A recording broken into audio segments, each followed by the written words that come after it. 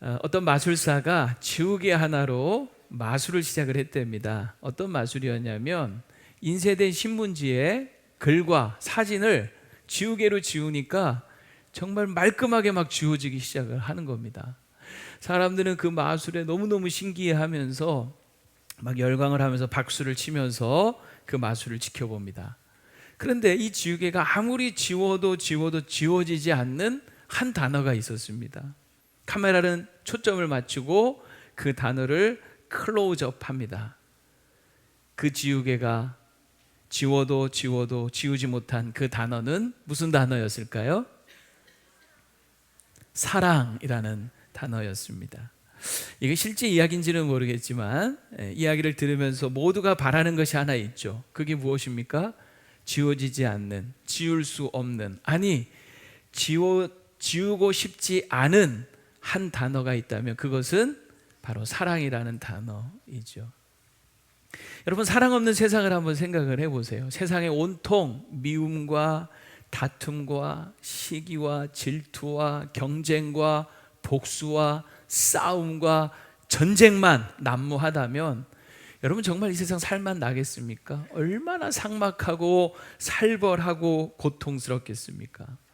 가정에 사랑이 없다면 얼마나 고통스럽습니까? 부부간에, 부모 자식 간에 사랑이 없다면 여러분, 얼마나 그 가정이 끔찍하겠습니까? 교회가 사랑이 없다면 얼마나 여러분 다니고 싶지 않겠습니까? 직장에 사랑이 없다면 돈은 벌어도 얼마나 여러분 그것이 고통스럽겠습니까? 사랑이 없는 학교, 사랑이 없는 인간관계, 사랑이 없는 그런 삶, 정말 생각만 해도 여러분 끔찍한 거죠. 그러나 좀 돈은 적게 벌어도, 좀 먹고 사는 것은 부족해도 사랑이 있으면 어때요? 행복하죠. 견딜 수 있고 참을 수 있고 웃을 수 있고 감사할 수 있는 것이죠. 그래서 사람들은 사랑을 노래합니다. 사랑을 외칩니다. 사랑이 최고라고. 그리고 어떻게 하든지 사랑하면서 살려고 하죠. 맞습니까? 근데 문제가 하나가 있어요. 그건 뭐냐면 인간의 이 사랑이라는 것이 참 너무나 변하기 쉽더라 하는 거죠. 인간의 사랑은 가만 보면 너무나 조건적이에요. 그리고 너무나 가변적이에요. 그리고 너무나 유한하죠. 여러분, 사랑에는 유통기한이 있습니까? 없습니까? 실제입니까? 사랑의 유효기간이 있습니까? 솔직히 얘기해 봅시다. 사랑의 유통기한, 유효기간이 원래는 없어야 되지만 실제로는 어때요? 있잖아요. 그렇게 죽고 못 살아서 결혼까지 해놓고 신혼여행 가서 대판 싸우고 왼수돼 가지고 오는 경우 있잖아요. 어떤 70대 할머니가 이혼 소송을 냈답니다. 판사가 아니 할머니 사실 만큼 사셨는데 왜 그러셨어요? 왜 이혼하시려고 하세요? 하고 만류를 하듯이 이제 이유를 물었답니다. 그랬더니 이 할머니가 그러시는 거예요. 하루는 할아버지하고 치킨을 시켜 먹었는데 그 치킨에 따라오는 그 무가 있잖아요. 할아버지가 그 무에 그 물을 버리고 오라고 시켰대요. 그래서 할머니가 그 치킨 무에 물을 버리러 갔다 오고 나서 이혼을 결심했다는 거예요. 무슨 일이 있었느냐? 할아버지가 그 사이에 이 치킨 다리 2개를 다 잡숴버리신 거예요. 그래서 이혼을 결심했다는 거예요. 그래서 그 할아버지한테 난 더 이상 당신하고 못 살겠다, 이혼하자 그랬더니 뭘 그런 걸 가지고 그러냐, 한 마리 더 시켜 그랬다는 거예요. 근데 여러분, 이 할머니가 그래도 끝까지 이혼 소송을 낸 이유가 뭐겠습니까? 사실 그 닭다리가 문제가 아니었던 거죠. 이분이 그 판사 앞에서 하는 말이 내가 40년 동안 이런 대접을 받으면서 살았다고. 그게 이제 누적됐다가 그 닭다리로 폭발을 해버린 거예요. 더 이상은 내가 못 참겠다. 여러분, 사랑해서 결혼해서 평생 왼수로 사는 분들 혹시 없으십니까? 인간의 이 사랑이라는 것은 이렇게 가변적이고 유한하더라 하는 거죠. 인간의 그 사랑은 그 열정도, 그 강도도, 그리고 그 대상도 변할 수 있어요. 그래서 사랑 때문에 때로는 오히려 실망하고, 사랑 때문에 오히려 상처받고 분노하고 진짜 원수까지도 되는 거죠. 그래서 우리는 압니다. 누군가를 정말 끝까지 사랑한다는 게 이게 얼마나 어려운 일인지, 그리고 이 세상에서 정말 그런 사랑을 찾아본다는 것이 얼마나 어려운 일인지를 우리는 알죠. 근데 오늘 본문에 보면 예수님이 그 찾아보기 힘든 그 사랑을 우리에게 보여주십니다. 오늘 1절을 여러분 다시 읽어보면 같이 읽어봅시다. 시작. 유월절 전에 예수께서 자기가 세상을 떠나 아버지께로 돌아가실 때가 이른 줄 아시고 세상에 있는 사람들을 사랑하시되 끝까지 사랑하시니라. 여기서 여러분 눈에 띄는 단어가 뭐예요? 예, 끝까지라는 거죠. 끝까지 사랑하시되, 그냥 잠깐 동안 사랑하시되 그저 조건적으로가 아니라 끝까지 사랑하셨다는 거죠. 이 끝까지라는 말은 마지막 순간까지, 죽음의 순간까지, 생명을 다하는 순간까지라는 그런 말입니다. 그러니까 변하지 않는 거죠. 정말 포기하지 않는 거죠. 시들지 않는 그런 사랑인 거죠. 그러니까 예수님이 마지막까지, 정말 십자가에서 죽으시는 그 순간, 그 마지막까지 포기하지 않았던 것이 뭐였냐? 바로 사랑이었다는 것이죠.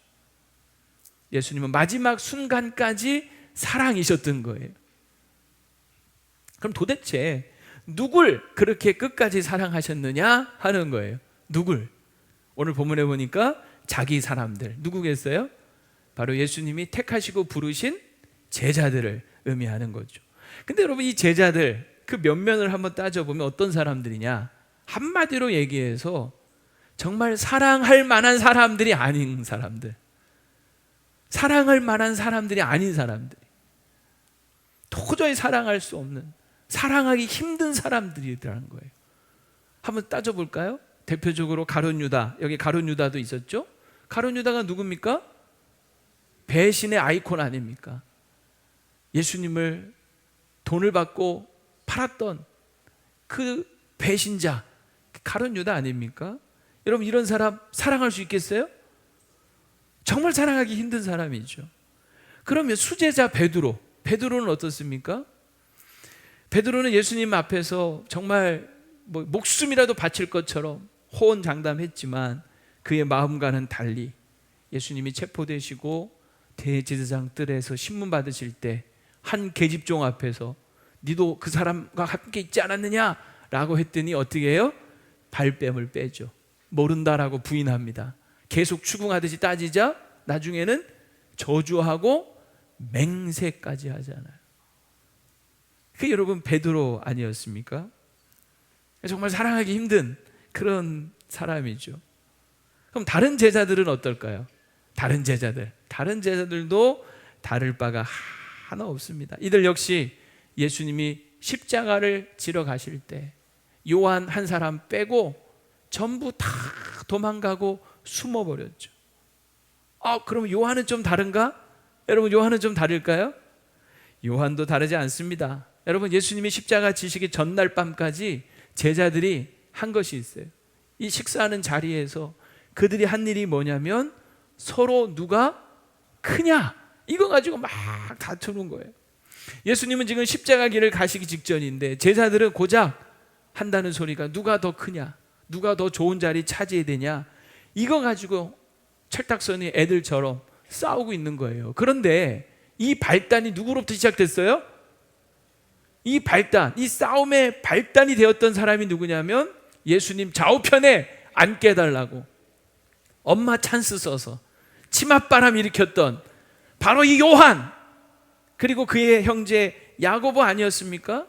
그러니까 요한도 다를 바가 하나도 없는 거죠. 그러니까 제대로 된 제자들이 하나도 없는 거예요. 그러니까 예수님은 이런 제자들의 속내 그리고 실상을 너무나 잘 아셨죠. 가룟 유다가 예수님을 팔 생각을 하고 있다는 것도 아셨고, 베드로가 예수님을 부인할 것도 아셨고, 제자들이 지금 그저 자기 그 자리 욕심에 눈이 멀어서 다투고 있고, 또 결국은 다 도망갈 것도 아셨어요. 그러니까 여러분, 그런 거잖아요. 모르면 몰라서 사랑할 수 있지만, 모르면 몰라서 그런다 치더라도 이걸 어떻게 알면서도 이런 한심한 인간을 사랑할 수 있겠느냐 하는 거죠. 아무리 생각해봐도 인간적으로는 결코 사랑할 수 없는 사람들이에요. 그런데 예수님은 그런 사람들을 어떻게 하셨다고요? 사랑하시되 끝까지 사랑하셨다는 거예요. 정말 예수님의 사랑은 신기하고 놀라울 뿐이죠. 제가 어제 설교 준비하다가 갑자기 찬양이 하나 생각났어요. 뭘 것 같아요? 예수님의 사랑 신기하고 놀라워, 예수님의 사랑 신기하고 놀라워, 예수님의 사랑 신기하고 놀라워. 오 크신 사랑, 하늘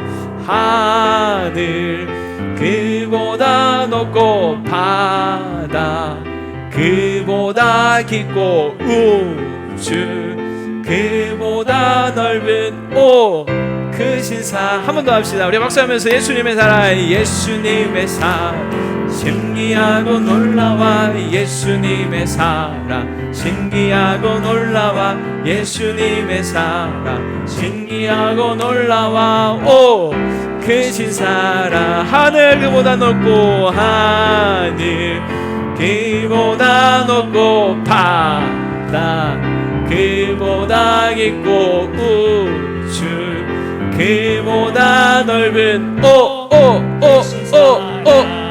크신 사랑. 이 마지막 부분을 좀 연습 좀 할 거랬나 봐요. 한번 와 여러분 하다가 정말 여러분 그냥 그 찬양이 저절로 나오더라고요. 예수님의 사랑은 정말 신기하고 놀라운 거예요. 어떻게 이런 사람을 사랑할 수 있을까? 어떻게 이런 자들을 사랑할 수 있을까? 신기하고 놀라울 뿐이죠. 정말 하늘보다도 높고 바다보다도 깊고 우주보다도 넓은 것이 우리 예수님의 사랑인 줄로 믿습니다. 그 사랑으로 저와 여러분을 사랑하시는 거죠. 그 사랑으로 어떻게 이 제자들을 사랑하셨느냐 보면 두 가지더라고요. 하나는 제자들의 발을 물로 씻어주신 거예요. 또 하나는 뭐냐면 제자들의 죄를 피로 씻어주신 겁니다. 이 두 가지를 하나씩 살펴보려고 합니다. 첫 번째는 제자들의 발을 물로 씻어 주시죠. 오늘 지금 예수님은 잡히시기 바로 전날 밤, 이제 내일 아침이면 내일 아침이면 신문을 받으시고 결국은 십자가를 지셔야 되는 그런 상황이었어요. 마지막 전날 밤 제자들과 함께 마지막 식사를 합니다. 그야말로 마지막 만찬, 최후의 만찬이었던 것이죠. 이제 몇 시간 후면 예수님은 십자가의 길을 가셔야 합니다. 즉 죽으셔야 했다는 거예요. 여러분 한번 생각을 해보세요. 죽음을 앞두고 있는 예수님의 심정, 어떤 심정이었을까요? 여러분들이 내일이면 죽는다라고 생각을 한번 생각해 보세요. 어떤 마음이겠습니까? 얼마나 그 마음이 심란하고 괴롭겠습니까? 고통스럽겠습니까? 그 상황에서 무엇을 할 수 있을까요? 정말 아무것도 할 수가 없는 거 아니겠습니까? 아니, 아무것도 하고 싶지 않은 거 아니겠습니까? 사람은 극심한 고통이 자신의 삶을 짓누르기 시작을 하면, 자신의 마음을 짓누르기 시작하면 자기밖에 보이지 않습니다. 자기밖에 모르는 거죠. 그래서 이기적으로 되는 거예요. 다른 사람을 돌볼 여력이나 여유나 다른 사람을 돌볼 겨를이 생기지가 않는 거죠. 그쵸? 자기 문제에 빠지는 거예요. 오히려 고통이 너무 크면요, 남을 돌보기는커녕 오히려 옆에 있는 사람까지 힘들게 하고 마음에 상처를 주고 아프게 할 수도 있는 거 아닙니까? 근데 예수님은 그 십자가를, 죽음을 앞두고 본인도 정말 죽을 만큼 힘든 그런 상황이셨음에도 불구하고 이 상황 가운데서 제자들의 발을 씻어주시기 위해 식사하시다가 자리에서 일어나신 거죠. 그리고 오늘 4절 5절 본문에 보면 허리에 수건을 두르시고 대야에 물을 떠다가 제자들 발 한 사람의 발을 씻어주시고 수건으로 그 물기를 닦아주십니다. 왜 이렇게 하셨을까? 아마 예수님은 식사를 하시면서 그 12명의 제자들을 쭉 둘러보지 않았겠습니까? 한 사람 얼굴을 쳐다보시면서 예수님은 이제 곧 십자가를 지고 아버지께로 다시 돌아가셔야 되고 제자들은 이제 남게 될 텐데, 그 남게 될 제자들, 하나님이 나에게 맡겨준 이 사람들을 바라보시면서 예수님은 정말 그 제자들을 사랑하는 마음이 그 속에서 막 끌어올르셨겠죠. 그 사랑하는 마음으로 더러워진 채 아직 씻지도 못하고 있는, 씻지도 않고 있는 저 발을 내가 닦아줘야 되겠다 하는 그런 생각을 하셨을 거라고 저는 생각을 해요.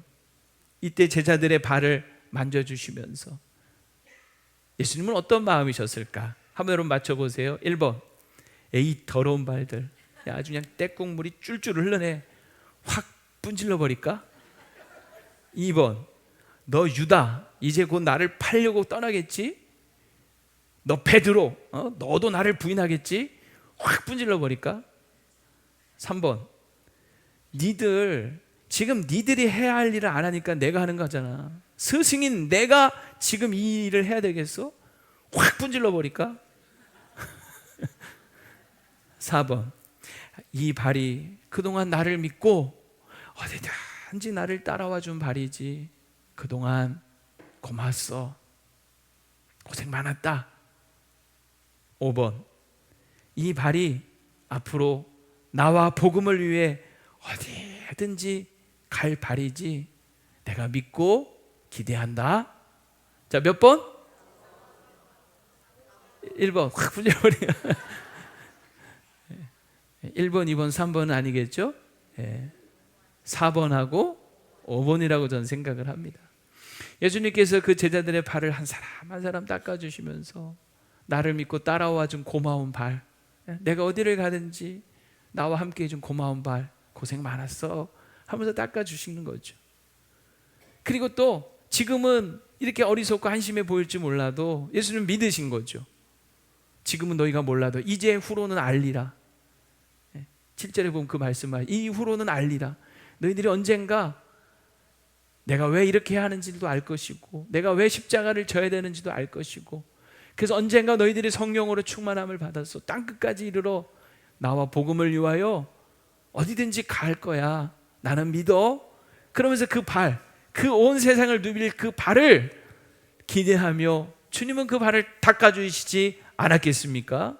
그러니 그 제자들의 발을 만지는 그 주님의 손길은 얼마나 따뜻하고 얼마나 부드러웠을까요?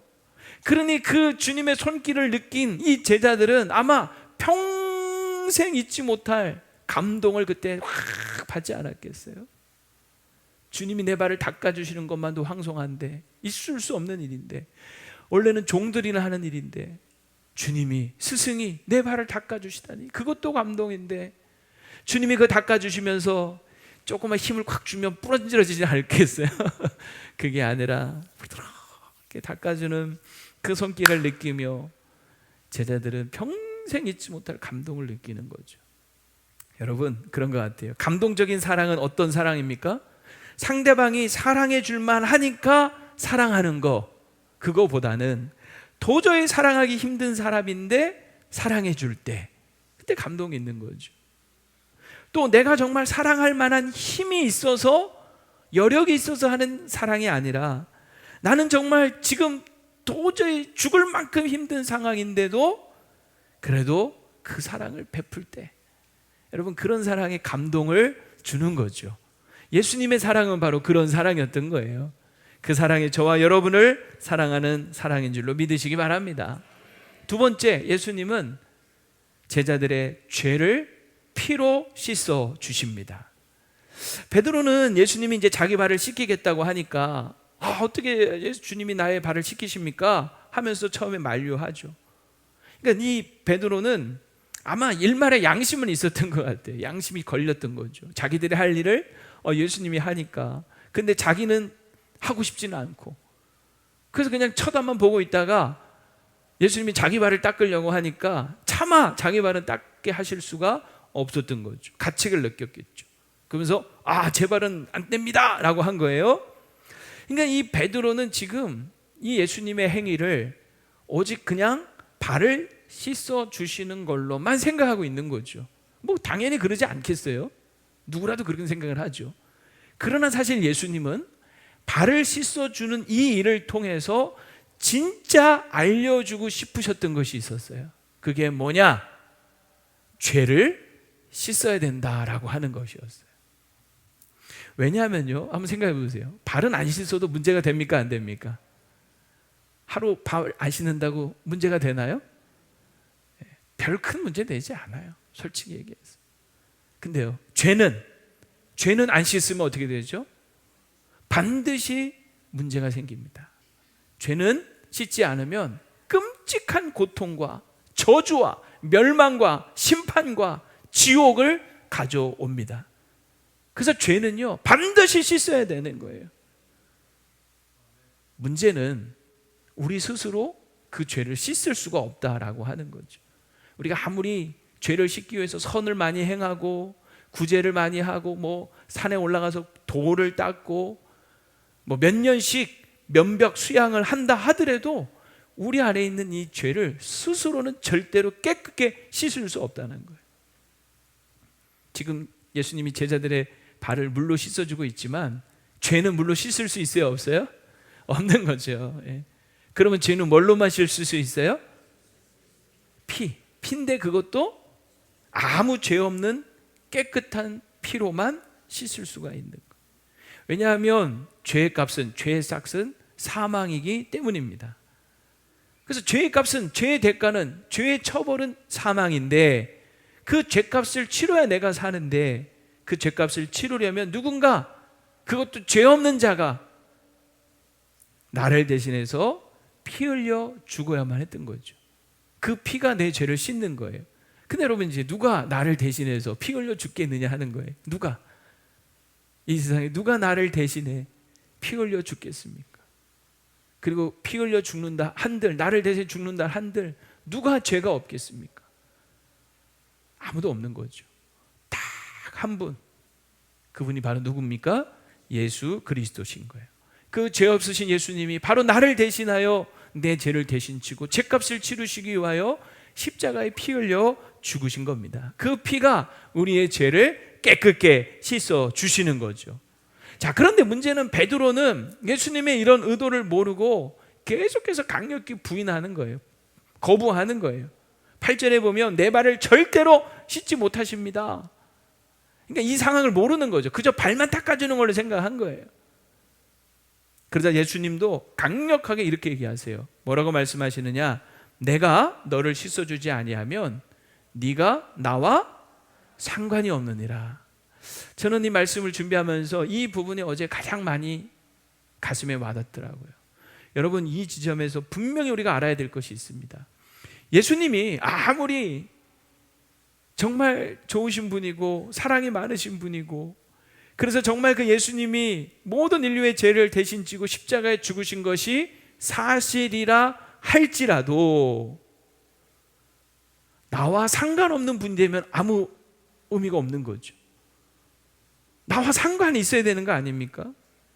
만약 예수님이 나와 상관이 없게 되면 결국 우리는 죄 가운데 고통과 저주와 멸망과 심판과 지옥을 받아야만 하는 거예요. 그래서 반드시 예수님과 상관 있는 자가 되어야 합니다. 근데 그러려면 두 가지를 우리가 발견을 해야 돼요. 하나는 뭐냐면 내가 얼마나 큰 죄인인가를 알아야 돼요. 그리고 두 번째는 그런 죄인인 나를 위해서 예수님께서 십자가에 죽으셨고, 그래서 예수님이 나의 구주시다라고 하는 것을 발견하셔야 합니다. 이것이 가장 큰 놀라운 발견인 거죠. 여러분, 영국에 제임스 심프슨이라고 하는 유명한 의사가 있습니다. 사진 한번 보여주시면 이분이에요. 이 심프슨이 유명한 것은 1847년에 마취제인 클로로포름이라고 하는 것을 발견하고 발명했기 때문입니다. 그 이전에는 나름대로 마취하려는 노력은 있었지만 제대로 된 마취가 될 수가 없었어요. 근데 여러분 한번 생각해 보세요. 지금 수술을 해요. 배를 찢어야 되고 다리를 지금 접합을 해야 되고 이런 외과적 대수술을 해야 되는데 마취제가 없다고 한번 생각을 해보세요. 얼마나 여러분 끔찍합니까? 생각만 해도 끔찍한 일이 아닙니까? 근데 실제로 이 마취제가 발견되기까지는 19세기 초까지만 해도 환자들은 수술을 받으면서 그 고통을 그냥 다 받아야만 했어요. 그래서 의사들은 이 환자들의 고통을 덜어주려고 술을 먹여서 술에 취하게 하거나, 심지어는 최면술사를 동원해서 최면술에 걸리게 하거나, 또는 환자의 경동맥을 압박해서 실신시키거나, 심지어는 둔기로 머리를 때려서 기절시키는 이런 어처구니 없는 방법까지도 동원했다라고 합니다. 그리고 이 수술할 때 그 고통에 사람들이 몸부림치고 도망가지 못하도록 환자의 이 팔다리를 붙잡는 힘 있는 사람들이 반드시 필요했다는 거예요. 그 시대에 수술하는 장면을 사진, 그림으로 그려놓은 게 있는데요, 한번 보여드려 볼게요. 수술을 하려고 사람들이 팔다리를 붙잡고 있는 거 보이십니까? 마취제가 없으니 생살을 찢고 그 수술을 해야 되는 거죠. 얼마나 여러분 끔찍합니까? 그래서 사람들이 이 수술을 하기 시작하기도 전에 쇼크로 사망을 하거나, 또 수술을 받는 도중에 쇼크로 사망을 하거나, 심지어는 수술 받고 싶지 않다고 자살하는 경우까지 생겼다는 거예요. 그리고 나는 마취제 없이 수술을 받느니 그냥 차라리 죽는 게 낫겠다, 이런 사람들이 많았다는 거예요. 그러니까 마취제가 발견되기 이전에는 이 수술은 그야말로 공포 그 자체였던 거죠. 근데 이 제임스 심프슨이 이 클로로포름이라는 마취제를 연구 끝에 발견하고 발명을 해낸 거예요. 그래서 정말 사람들은 이것의 발견을 세상을 바꾼 발견이다. 우리가 지금 여러분 아파서 병원 가서 대수술을 받아도요, 마취해서 죽었다 깨듯이 다시 살아남 그 고통을 못 느끼고 다시 또 탁 깨잖아요. 이 정말 세상을 바꾼 발견이 날만하지 않습니까? 그 후에 이 약은 1853년 영국의 빅토리아 왕후가 분만을 할 때 분만을 고통을 줄이는 약으로 사용을 해서 온 세계가 아주 떠들썩할 정도로 이 약에 대해서 주목을 하게 되었고, 이 심프스는 영국 의사로서는 최고의 공로를 인정받게 되었다는 거예요.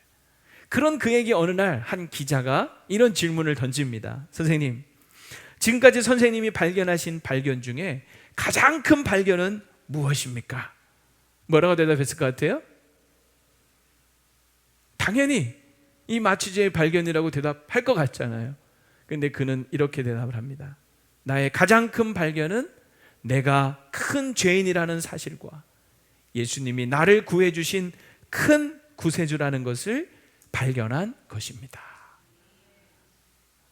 저는 이 말을 왜 그가 이런 말을 했을까를 한번 가만히 생각해 봤어요. 물론 이거는 이제 제 생각이에요. 어디에도 나와 있지 않은 내용이지만, 그가 왜 이런 말을 했을까라고 한번 생각을 해보면 아마 이런 마음이지 않았을까 싶어요. 마취제가 여러분 수술할 때 육체의 고통과 공포를 잊게 해주지 않습니까? 잠시나마. 마찬가지로 예수님은 인간이 겪어야 할 이 죄의 고통을 영원히 없애주시는 분이라고 하는 것이죠. 그래서 만약 여러분 마취제가 없었다면 그 수술의 고통과 공포를 그대로 겪어야 했듯이, 예수님이 안 계셨다면, 예수님이 없었다면 인간은 죄로 인한 저주와 멸망과 심판과 그 지옥을 고스란히 다 겪었어야만 했던 것이죠. 그런데 예수님이 그 인간의 모든 죄로 인한 고통을 다 말끔히 없애줘 버리신 거예요. 그러니 여러분, 최고의 발견은 육체의 그 고통을 잠깐 잊게 해주는 마취제가 아니라 우리를 죄로부터 영원히 구원하시는 예수 그리스도 아니시겠습니까? 그런데 그래서 이 두 가지 사실, 예수님이 나를 죄에서 구원하시는 구주시고 내가 얼마나 큰 죄인인가를 아는 사람은 그래서 반드시 두 가지를 하게 돼 있어요. 그게 뭐냐? 자기 죄를 회개하는 것, 그리고 또 하나는 예수님을 구주로 믿는 것이죠. 그런데요, 만에 하나 나는 그래도 싫어, 나는 그래도 안 믿을래 라고 하는 것은 마치 무엇과 같은 거냐면, 나 마취제 안 맞고 그냥 수술 받을래, 이것보다도 더 어리석은 거 아니겠습니까? 여러분 마취제 없이 수술 받을 수 있겠습니까? 근데 내가 죄인이라는 것과 예수님이 구주시라는 것을 발견해 놓고서도 회개하지 않고 믿지 않는다는 것은 마치 마취제 없이 수술을 받으려고 하는 것보다 더 어리석은 것이 아니겠냐는 거예요. 그러나 여러분 꼭 기억하십시오. 내가 죄인인 것을 깨닫고 회개하고 예수님이 나의 구주시라는 것을 깨닫고 예수님을 믿기만 하면 예수님은 우리의 모든 죄를 정말 머리부터 발끝까지 목욕을 시켜주시는 것처럼 우리의 죄를 깨끗하게 다 씻어주실 줄로 믿으시기 바랍니다. 그래서 그 죄로 인한 그 고통, 저주, 멸망, 심판, 지옥으로부터 우리를 완전하게 벗어나게 해주시는 거예요. 그리고 그렇게 구원받은 우리는 혹시 구원받고 난 이후에 죄를 지어도 그 구원이 취소되지는 않습니다. 한 번 목욕한 자는 또다시 목욕할 필요가 있다 없다? 없어요. 다만 더러워진 발은 계속 씻으면 되는 거죠. 죄를 지을 때마다 또 하나님 앞에 우리 예수님의 피를 의지하면서 회개하면 예수님은 그 더러워진 발도 또 씻어 주시는 거예요. 그래서 우리를 거룩하고 온전한 사람으로 계속해서 살아갈 수 있도록 우리를 성결하게 깨끗하게 만들어 주실 줄로 믿으시기 바랍니다. 예수님을 믿으면 우리의 머리부터 발끝까지 깨끗하게 씻김을 받고 그게 목욕하는 거예요. 그 후에 또 죄를 지어도 회개하면 발을 씻어주시는 것처럼 우리의 삶을 깨끗하게 하실 수 있는 우리의 유일한 구원자임을 여러분 믿으시기를 축복합니다. 이제 말씀을 정리하려고 합니다. 세상에 아마 가장 넘쳐나는 말 중에 하나가 아마 단연코 사랑이지 않을까 싶습니다. 뭐 어디를 가도 사랑을 이야기하죠. 그만큼 사람들은 사랑의 중요성을 알고 있습니다. 그리고 사랑에 목말라 하고 있기도 합니다. 하지만 그 넘쳐나는 사랑 중에 정말 끝까지 마지막 순간까지 죽기까지 나를 사랑해 주는 변하지 않는 사랑이 있을까? 세상에서는 사람들에게서는 정말 찾아보기 어려울 것 같아요. 오직 그 사랑을 몸소 우리에게 보여주신 분이 바로 예수 그리스도이십니다. 예수님이세요. 예수님은 그 사랑을 우리에게 보여주셨어요. 오늘 제자들을 끝까지 사랑하신 것처럼 오늘 예수님을 믿으면, 예수님을 따르면 예수님께서 우리도 그렇게 끝까지 사랑해 주실 줄로 믿습니다. 내가 무슨 자격이 있어서 사랑받을 만해서가 아니라 그냥 주님은 그럼에도 불구하고 우리를 사랑해 주시는 거죠. 무엇보다도 우리의 모든 죄를 깨끗이 씻어주시는 분이십니다. 여러분 예수님 믿어야 되지 않겠습니까? 예수님을 꼭 믿으시기를 축복합니다.